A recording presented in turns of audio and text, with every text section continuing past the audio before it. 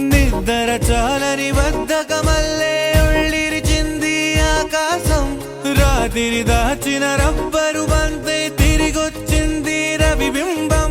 వెలుతురు మోస్తూ దిగి వస్తున్నది గాల్లో గువ్వల పరివారం. సెల్యూట్ చేసే సైనికులల్లే స్వాగతమంది పచ్చదనం.